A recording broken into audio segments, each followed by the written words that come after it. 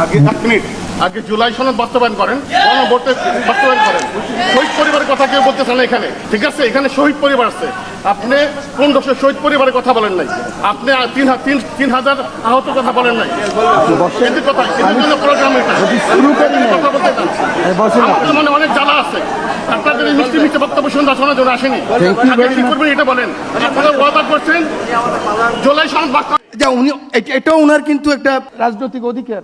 চিন্তা করতে পারেন, উনি শহীদ পরিবারের কথা না বলে, উনি কতগুলা মানুষ মারা গেছে সেটা না বলে, উনি জুলাই সনদ বাস্তবায়নের কথা না বলে উনি বলা শুরু করছেন যে এই যে এখানে শহীদের পরিবার আছে, উনি কি 10 লক্ষ টাকা পাননি, আমরা দরকার হইলে আরো 10-15 লক্ষ টাকা দিব। মানে টাকা দিয়ে আপনি কি একটা সন্তানের মৃত্যুর শোক মিটাই ফেলতে পারবেন? অকল্পনীয় ব্যর্থতার মুখে তারেক জিয়া। বিএনপির 2 মাস পার হয়ে গেল, অথচ একটা সফলতা নাই যেটা বিএনপি প্রচার করতে পারে, যেটা ভাইরাল করে দিতে পারে যে এই কাজটা করেছে। আসসালামু আলাইকুম। ভিডিওটি যারা দেখছেন, প্লে করেছেন, অনুরোধ করব দয়া করে পুরো ভিডিওটা সম্পূর্ণ দেখবেন এবং সর্বোচ্চ পরিমাণে শেয়ার করে দিবেন ভিডিওটা। প্রিয় দর্শক শ্রোতা মণ্ডলী, বিএনপির সংসদ সদস্য এমপি আশরাফ উদ্দিন নিজামী তিনি চরম তোপের মুখে পড়েছে জুলাই শহীদের বাবার। বক্তব্য রাখতে গিয়ে সেখানে জুলাই শহীদের এক বাবা উঠে বলে, আগে জুলাই সনদ বাস্তবায়ন করেন। ফাও ফাও ফাঁকা বলি আর মন গলানো কথা বলে, গল্প বলে আর আমাদের শান্ত করা সম্ভব নয়। জুলাই শহীদের বাবা তিনি উঠে দাঁড়িয়ে আশরাফ উদ্দিন নিজামীর সঙ্গে কথা কাটাকাটি করেন। তিনি বলেন যে আপনার বিএনপি সরকার একের পর এক তালবাহানা করছে, তারা জুলাই সনদ বাস্তবায়ন করতে চায় না। আমাদের সন্তানরা জীবন দিয়েছিল কি এটার জন্য? আমাদের সন্তানের জীবনের বিনিময়ে আপনারা ক্ষমতায় গেছেন, ক্ষমতায় বসতে পেরেছেন। সুতরাং আপনারা যদি সেই ত্যাগকে অস্বীকার করেন, তাহলে আবারও একটা গণঅভ্যুত্থান হবে দেশে। আমাদের সন্তানরা জীবন দিয়েছে, তাদের জীবনের বিনিময়ে আপনারা ক্ষমতায় গিয়েছেন। ক্ষমতায় যাওয়ার পরে, ক্ষমতায় বসার পরে সব কিছু ভুলে গিয়েছেন। আবারও নিজের ব্যক্তি স্বার্থ হাসিলের রাজনীতি করছেন। আবারও ফ্যাসিবাদের পুনরাবৃত্তি করার প্রচেষ্টা চালাচ্ছেন। এ সমস্ত কিছু বন্ধ করতে হবে। মিষ্টি মিষ্টি কথা বলে আমাদের মন ভোলানো যাবে না আর। জুলাই শহীদের বাবার এমন বক্তব্যে টান টান উত্তেজনা দেখা দেয় সেই সমাবেশে। চলুন কথা না বাড়িয়ে কি বলেছিল, কি রকম পরিস্থিতির সম্মুখীন হতে হয়েছে আজকে আশরাফ উদ্দিন নিজামী তাকে, প্রিয় দর্শক সেটা শুনি, তারপরে কথা বলি। আগে 1 মিনিট আগে জুলাই সনদ বাস্তবায়ন করেন, গণভোটে বাস্তবায়ন করেন।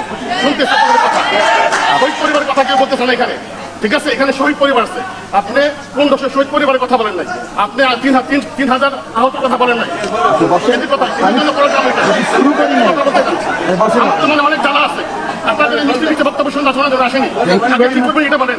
আপনারা ওয়াদা করছেন জুলাই সনদ বাস্তবায়ন, উনি এটাও ওনার কিন্তু একটা রাজনৈতিক অধিকার। উনি এরকম বলতে পারবে।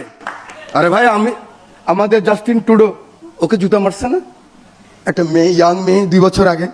কিন্তু উনি বলতে পারে এই বাংলাদেশ চাই আমরা। বলেন আপনি। ওই চেতনা বিক্রি করব না। জুলাইকে বুকে ধারণ করতে যদি পারি, সেটাই হবে আগামী দিনের রাজনীতি। রাষ্ট্রপতিকে ধন্যবাদ না জানিয়ে, যিনি অবমাননার মামলার আসামি এবং ইতিমধ্যে এটা নিয়ে বেশ চাউর হয়েছে যে ওনাকে গ্রেফতার করা হচ্ছে না কেন, এত বড় একজন ব্যক্তিকে অপমান করবার পরেও। তো আশরাফ উদ্দিন নিজাম ভাই, সরকারি দলের সংসদের সম্মানিত হুইপ, প্রিয় নিজাম ভাইকে অনুরোধ করছি শুভেচ্ছা বক্তব্য দেওয়ার জন্য। আউযু বিল্লাহি মিনাশ শাইতানির রাজিম, বিসমিল্লাহির রহমানির রহিম। সময় নেই, 12-13 মিনিট আছে। স্যার বক্তব্য রাখবেন, আমাদের স্ট্যান্ডিং কমিটির শ্রদ্ধেয় মঈন খান স্যার। যে নেতারা এখানে আছেন, এই জুলাই বিপ্লবের সকলে, বর্ষা বিপ্লবের, ওনাদের নাম বলতে 10 মিনিট লাগবে। অতএব আসিফের কথা যদি তুলতে হয়, অনেক কথা বলতে হবে। তুষারের রাজনৈতিক অনেক টেকনিক, এখানে মঞ্জুর কথা, আমার বড় ভাই তো আসাদুজ্জামান লিটন আছেন, আহমদ আব্দুল কাদের, তাজুল ইসলাম, যিনি শেখ হাসিনার ফাঁসির সেখানে প্রসিকিউটর ছিলেন, একটু ছাড় দেন নাই। তা আমি কার কথা বলবো, কাকে বাদ দিয়ে কি বলবো? আবার এই বাংলাদেশেই একটা নমিনেশনের জন্য উনি পান নাই, দল ছেড়ে দিলেন, ওই দলের নেতাকে আবার কুলাঙ্গার বলছেন। ওনারা জুলাই বিপ্লবের, এটাও মনে রাখতে হবে। পপুলার বক্তব্য দিতে পারি, সবাই হাততালি দিবেন। আমার নেতা বলছে, সংসদ নেতা মনে আছে, এই চেয়ারের অনেক উত্তাপ, সবুজ চেয়ারটা দেখাই বলছে, এই চেয়ারের অনেক উত্তাপ, মানে বিরোধী দল সরকারি দলে, প্রাইভেট মেম্বার পাবলিক মেম্বার, এই উত্তাপ আমি বুঝি। এটাই তো জুলাই বিপ্লবের সবচেয়ে বড় আকাঙ্ক্ষা। এই যে বোঝা, ফ্যাসিস্ট হওয়া যাবে না, বোঝা ক্ষমতা আঁকড়ায় থাকা যাবে না, বোঝা ওই যে শহীদের বাবা এখন নাকি বস্তিতে থাকে। আমি জানি না কেন বস্তিতে থাকবে, শহীদের লিস্ট আছে না ওনার? মঞ্জু সাহেব, শহীদের লিস্টে ওনার মেয়ের নাম নাই? মিনিমাম 10 থেকে 15 লাখ টাকা পায়নি নাকি? নাকি পেয়েছে? তাহলে বস্তিতে থাকে। আরো লাগলে 10 লাখ আবার আমরা দেবো, বিএনপি থেকে দেবো, ব্যক্তিগত পর্যায়ে দেবো। কিন্তু কেন উনি বস্তিতে থাকবে, এই প্রশ্ন আপনারা এই পাবলিক হাততালি না দিয়ে আমাদেরকে বলতে পারেন। মাওলানা মামুনুল হক সাহেব সবচেয়ে আমরা পছন্দ করি, এই লোকটা যদি আসতো, মঞ্জু যদি আসতো, আসিফ যদি আসতো, জুলাই বিপ্লবে তারা যদি আসতো, আপনাদের বিপ্লবী নেতা ফুয়াদ, তাকে বলছেন ঢাকা ইলেকশনে দাঁড়াও ভাই, পাস করে ফেলবা। আসে না, আগামীবার আসবে, কারণ এবার আর ওই রাজনীতি হবে না। আগে কি হতো, আমার যে ম্যানিফেস্টো যেটা নিয়ে ভোটে গেলাম, আমরা যাই, বারবার গিয়েছি, 1 বছর যাওয়ার আগেই স্যার আছেন এখানে উপস্থিত, মঈন খান স্যার, আমাদের রিপন ভাই আছেন, আমরা আমাদের ওই ম্যানিফেস্টো না কইরা আগামী 5 বছর কিভাবে থাকবো ওই ধান্দাই তো করছি নাকি সবাই। তা 54 বছর আগাইতে পারি নাই ভাই, এখন বিএনপি দিয়ে 100% আগাইতে চান কেন? 20% আগাক, 25% আগাক, মামুনুল হক সাহেব সুযোগ দেন আমাদেরকে। আপনারা আগামীবার আসবেন, আমরা ওখানে থাকবো, আপনারা আবার 25% বাড়াবেন, 30%, তাহলে 3 পার্লামেন্টে 100% হয়ে যাবে। আমাদেরকে ভাই 2 মাসে তো হয় না, এখনো 54 জন হয়েছে, 220 জন নতুন এমপি, আমি তো হুইপ, 80 জন আমাদের মাত্র, 77 জন পুরান, জমাতের মিলাইয়া 4 জন। আগে জুলাই সনদ বাস্তবায়ন করেন, গণভোটে বাস্তবায়ন করেন, শুনতে চান আপনাদের কথা, শহীদ পরিবারের কথা কেউ বলতে চান না এখানে, ঠিক আছে? এখানে শহীদ পরিবার আছে, আপনি 1500 শহীদ পরিবারের কথা বলেন নাই, আপনি 3000 আহত কথা বলেন নাই, এদের কথা এদের জন্য প্রোগ্রাম কথা বলতে চান। আপনার মনে অনেক জ্বালা আছে, আপনাদের মিষ্টি মিষ্টি বক্তব্য শুনতে শোনা ধরে আসেনি, আগে কি করবেন এটা বলেন। আপনারা ওয়াদা করছেন জুলাই সনদ বাস্তবায়ন করবেন, পপুলার বক্তব্য বর্ষা বিপ্লবের কথা তো প্রথমেই বলেছি নাকি ব্রাদার? যা উনি, এটা ওনার কিন্তু একটা রাজনৈতিক অধিকার, উনি এরকম বলতে পারবে। আরে ভাই, আমাদের জাস্টিন ট্রুডো, ওকে জুতা মারছে না একটা মেয়ে, ইয়াং মেয়ে, 2 বছর আগে, উনি বলতে পারে এই বাংলাদেশ চাই আমরা, বলেন আপনি এই বাংলাদেশ চাই, আপনি বলতে পারবেন, আপনার অধিকার আছে। আপনারা কতটুকু গ্রহণ করবেন সেটা হলো বড় কথা। এই কথাটুকু বলতে চাই, সময় নাই, শুধু বলতে চাই আমরা পথ হারাবার চেষ্টা করব না। আমরা জুলাই যারা আমাদের আত্মহতি দিয়েছেন, 17 বছরের আমাদের আন্দোলন সংগ্রামে যারা আত্মহতি দিয়েছেন, তাদের রক্তের বিনিময়ে, আমি সেদিন বক্তব্য রেখেছি যে জাতীয় সংসদে ঢুকতে পারবে তো ভাবিই নেই, আর এই রক্তের মধ্যে দিয়েই তো জাতীয় সংসদে আসছি। অতএব ওরা তো আমাদের মাথার তাজ, ওদেরকে বুকে নিয়ে পঙ্গু মুক্তিযোদ্ধা বানায় প্রত্যেক 16 ডিসেম্বরে নেব, সেই মুক্তিযোদ্ধা তো না, সেই পরিবার না, ওই চেতনা বিক্রি করব না। জুলাইকে বুকে ধারণ করতে যদি পারি, সেটাই হবে আগামী দিনে রাজনীতি এবং সবার আগে বাংলাদেশ। আপনাদের সকলকে শুভেচ্ছা। চিন্তা করতে পারেন, উনি শহীদ পরিবারের কথা না বলে, উনি কতগুলা মানুষ মারা গেছে সেটা না বলে, উনি জুলাই সনদ বাস্তবায়নের কথা না বলে উনি বলা শুরু করছেন যে এই যে এখানে শহীদের পরিবার আছে, উনি কি 10 লক্ষ টাকা পাননি, আমরা দরকার হইলে আরো 10-15 লক্ষ টাকা দিব। মানে টাকা দিয়ে আপনি কি একটা সন্তানের মৃত্যুর শোক মিটাই ফেলতে পারবেন? আপনাদের একটু লজ্জাও নাই? জুলাই সনদ তো আপনারা পাশ করতেছেনই না, আপনারা যা মন চায় তা করতেছেন, যা ইচ্ছা তা করতেছেন, মকারি করতেছেন। যেই জুলাইয়ের জন্য আজকে নতুন সরকার, আপনারা এখানে নির্বাচন পাইছেন, নতুন ভাবে দেশ পাইছেন, নতুন ভাবে দেশকে সুন্দরভাবে দেখতে পারতেছেন, সেই জুলাই সনদ আপনারা পাশ করতে পারতেছেন না। আপনাদের মতন, মানে কি বলবো, মানে আপনাদের বলার ভাষা নাই। আপনারা দয়া করে জুলাই সনদ পাশটা করেন, আর দয়া করে যারা এই জুলাই আন্দোলনে মৃত্যুবরণ করছে তাদেরকে লজ্জা অথবা কটাক্ষ করেন। অকল্পনীয় ব্যর্থতার মুখে তারেক জিয়া। বিএনপির 2 মাস পার হয়ে গেল, অথচ একটা সফলতা নাই যেটা বিএনপি প্রচার করতে পারে, যেটা ভাইরাল করে দিতে পারে যে এই কাজটা করেছে। যেটা আওয়ামী লীগ ক্ষমতায় থাকতে শেখ হাসিনার কাছে হাজারো ছিল। যেমন আওয়ামী লীগ ফেসিড ছিল, গণহত্যাকারী ছিল, 3-4 দফায় গণহত্যা করেছে আওয়ামী লীগ 15 বছরে। 5 মে হেফাজতের কর্মসূচিতে, মোদী বিরোধী আন্দোলনে, জুলাইতে। এছাড়া বিরোধী দলকে কিভাবে হত্যা করেছে, ফাঁসি দিয়েছে আপনারা জানেন। শত এই ফেসিবাদের মধ্যেও হাসিনার কাছে প্রচার করার মতো অনেক কিছু ছিল। বলতে পেরেছে আমরা শতভাগ বিদ্যুতায়িত করেছি, বাংলাদেশকে মোটামুটি লোডশেডিং মুক্ত করেছি। হ্যাঁ, it was true, I must appreciate it. Bangladesh শতভাগ বিদ্যুতায়িত হবে, এটা সে 2001 থেকে 2006 খাম্বার জামানায় কেউ কল্পনা করতে পারেনি। But Hasina made this impossible possible. এই অসম্ভবকে হাসিনা সম্ভব করেছে, এই অসম্ভবকে সম্ভব করেছে। এবং বাংলাদেশে একটা সময় আমরা, এমনকি 2013-14 সাল আমরা যখন বিশ্ববিদ্যালয়ে পড়তাম, তখনও এরকমই আমরা দেখেছি। এপ্রিল, মে, জুন মাসে বা গরমের দিনে 24 ঘন্টায় 18 ঘন্টা বিদ্যুৎ থাকে না, 6 ঘন্টা বিদ্যুৎ থাকে। কোথাও কোথাও 2 ঘন্টা থাকে, 24 ঘন্টার বাকি 22 ঘন্টা থাকে না।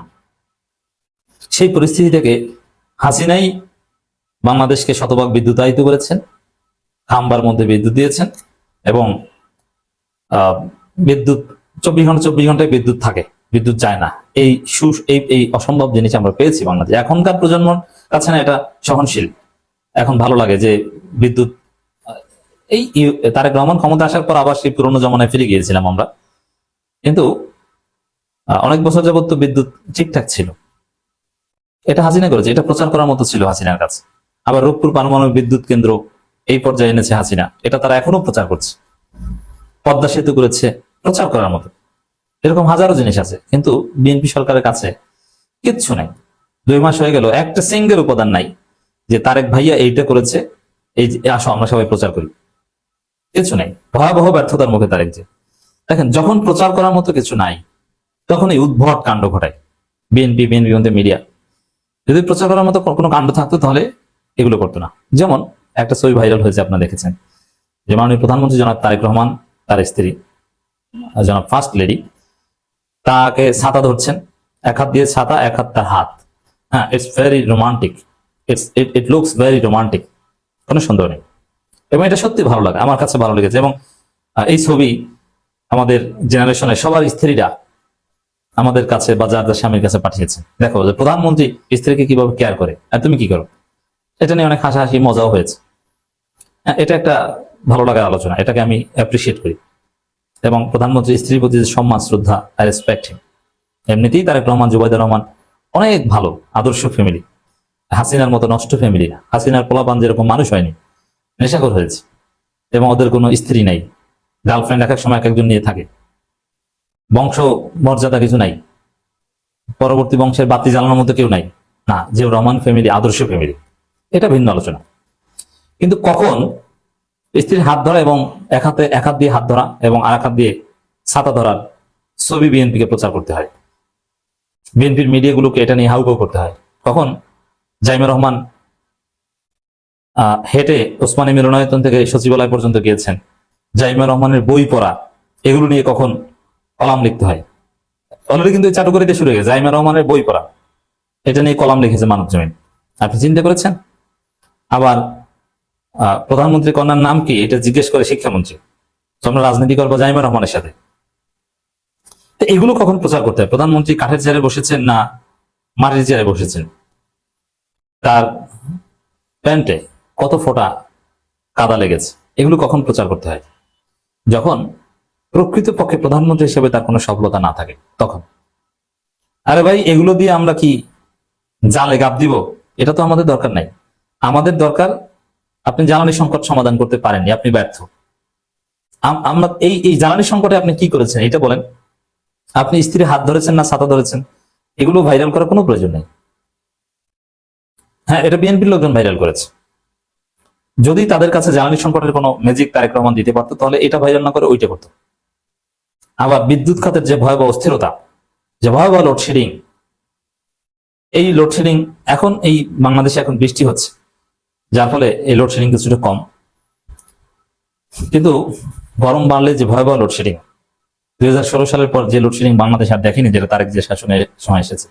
আপনি যদি এটা থেকে যাদেরকে মুক্তি দিতে পারতেন, এটা একটা সফলতা হতো।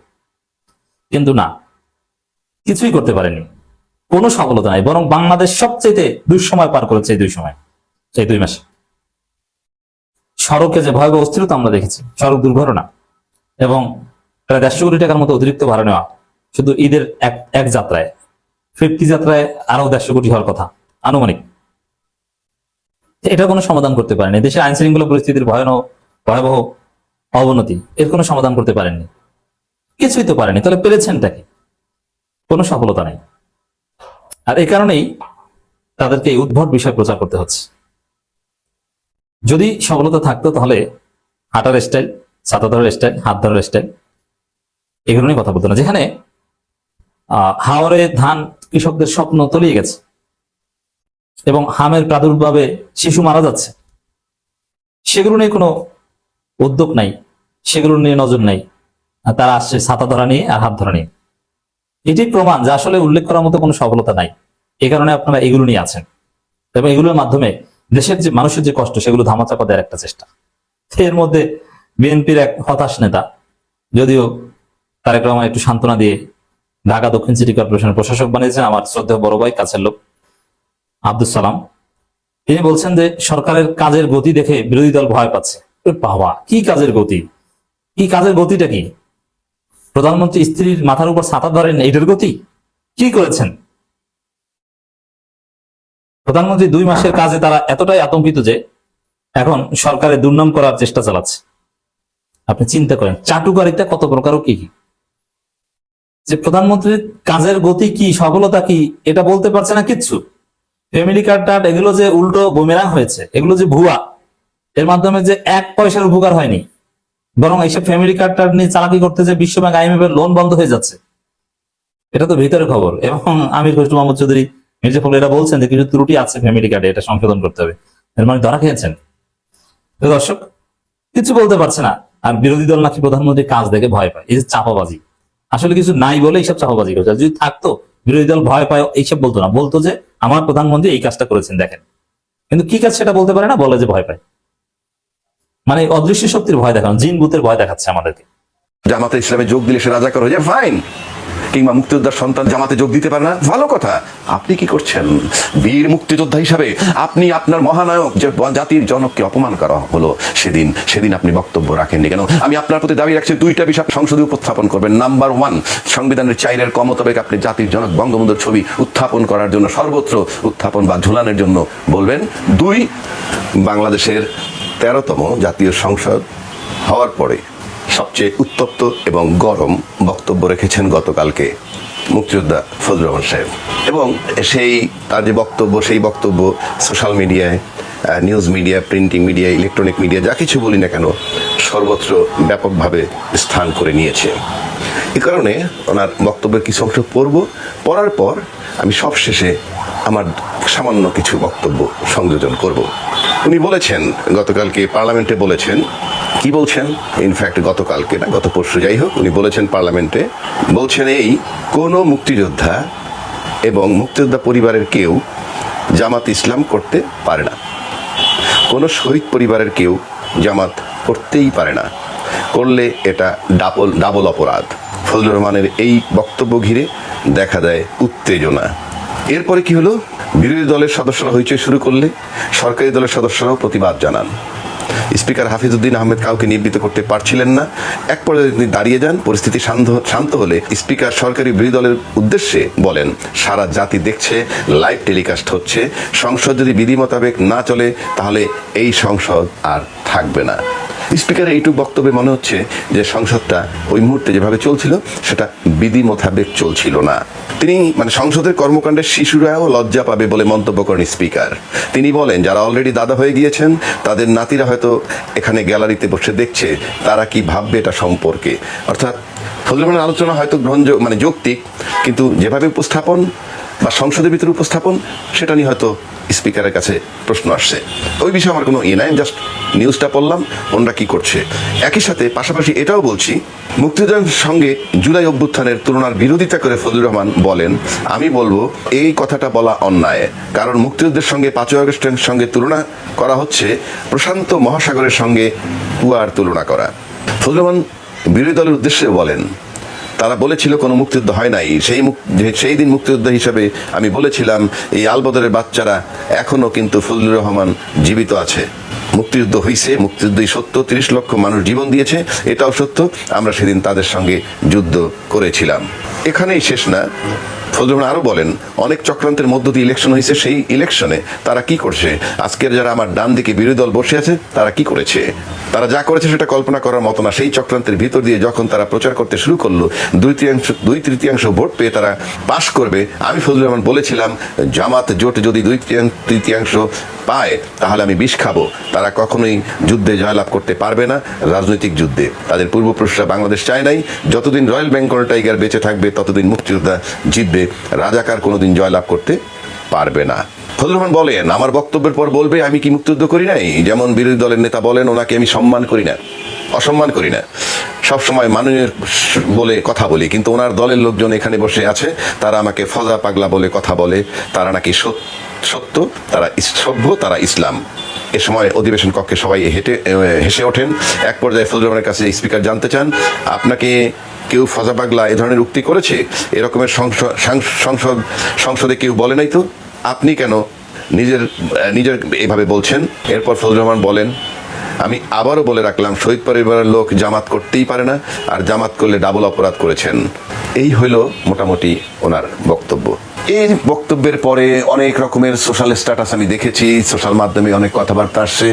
কেউ বলছেন উনি মুক্তিযুদ্ধ করেননি, যুদ্ধ করেননি, এমন কথা আসছে। আমি সেই বিতর্কে একেবারেই যাচ্ছি না। আমি ওনার সমস্ত কথাটাকে যদি সত্যি ধরে নিই, অবশ্যই মুক্তিযুদ্ধ না হলে আমরা বাংলাদেশ পেতাম না। মুক্তিযুদ্ধ না হলে আজকে আমরা হয়তো সুপ্রিম কোর্টে প্রতিষ্ঠিত লয়ার হয়েছি, হয়তো ক্লার্ক হয়ে যেতাম লয়ারদের।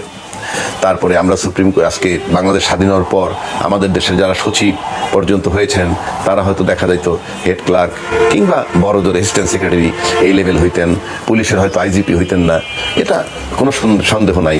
ব্যবসা বাণিজ্য যেটা আছে সেটা হয়তো পশ্চিমারাই করতো, যেটা আমরা দেখে আসছি সবসময় যে সমস্ত ব্যবসা এই মারোয়ারিরা করতো। সেই পশ্চিম পাকিস্তানের এরা ছিল শিল্পপতি, বাংলাদেশের লোক ছিল সেখানকার কর্মচারী মাত্র। সেগুলো নিয়ে আমার কোনো দ্বিমত নেই। আর 71-এর সাথে জুলাই যুদ্ধের কোনো তুলনা কোনোভাবেই চলে না। যারা করেন তারা বোকামি।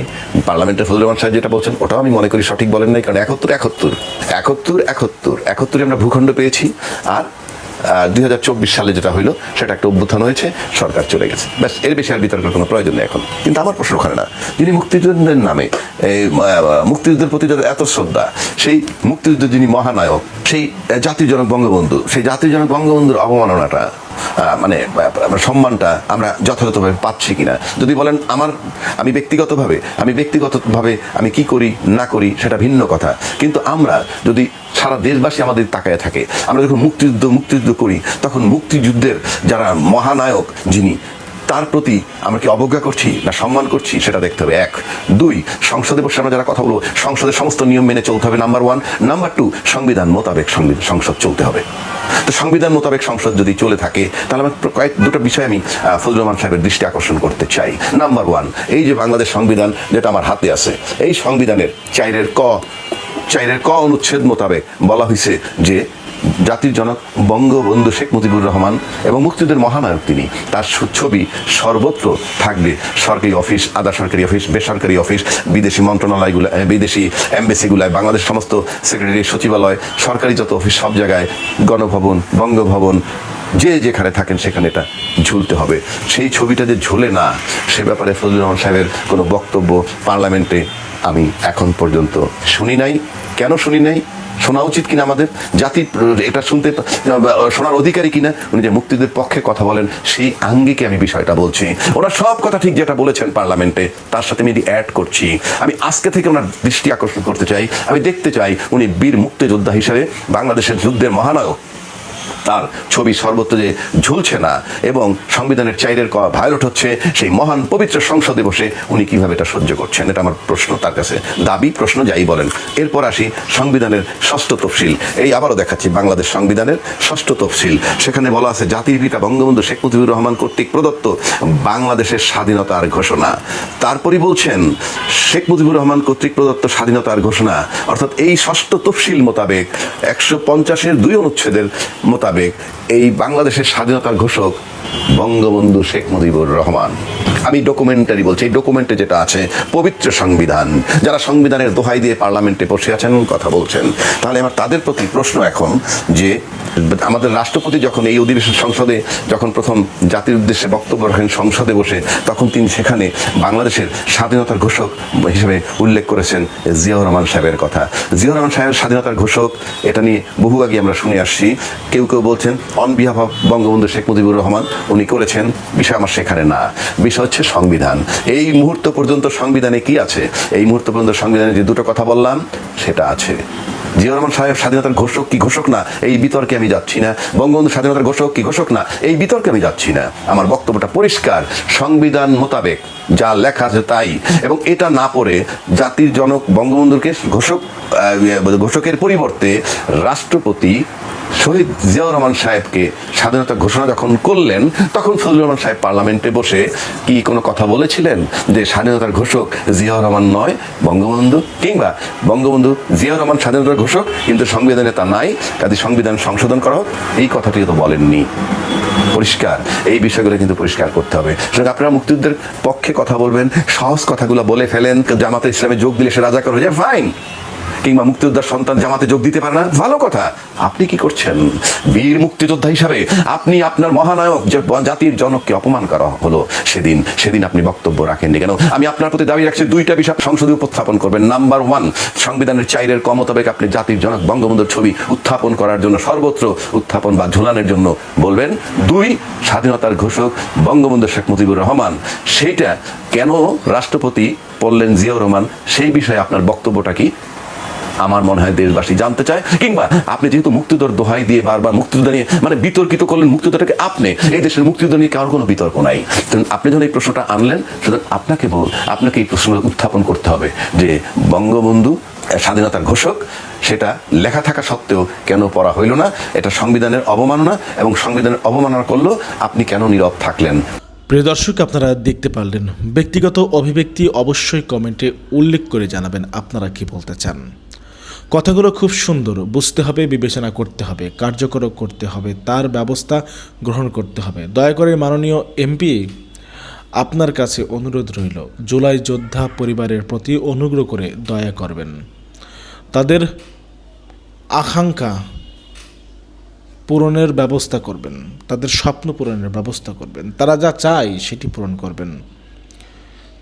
যার সন্তান গেছে সে বুঝে জুলাই সনদ বাস্তবায়ন করা কতটা জরুরি। এভাবেই প্রতিবাদ করা উচিত প্রত্যেকটা লোকের। আজকে যদি এভাবে কথা বলতো, সকলেই প্রতিবাদ করত, তাহলে হয়তো জুলাই সনদ বাস্তবায়ন হয়ে যেত। এত তালবাহানা করতে স্পর্ধা পেত না সরকার। তবে আশরাফুদ্দিন নিজামী স্যার, তিনি তো জুলাই যোদ্ধাদের পক্ষে আইন বাস্তবায়নের জন্য কথা বলেন, আমরা দেখে আসছি। তাকে সর্বদা আমরা দেখেছি ন্যায়ের পক্ষে থাকতে, সত্যের পক্ষে থাকতে। প্রিয় দর্শক, আপনারা আপনাদের বক্তব্য এবং ওপিনিয়ন জানাবেন। আজকে যে ঘটনা ঘটল এর জন্য কারা দায়ী? বিএনপি সরকার, নাকি ওই যে সংবিধানের ধারা মুখস্থকারী ব্যক্তি? প্রিয় দর্শক, ভালো থাকবেন। আমাদের চ্যানেলে নতুন হয়ে থাকলে অবশ্যই আমাদের চ্যানেলটি সাবস্ক্রাইব করে পাশে থাকা বেল বাটনটি ক্লিক করে রাখবেন, এবং পরবর্তী আপডেট পাওয়ার জন্য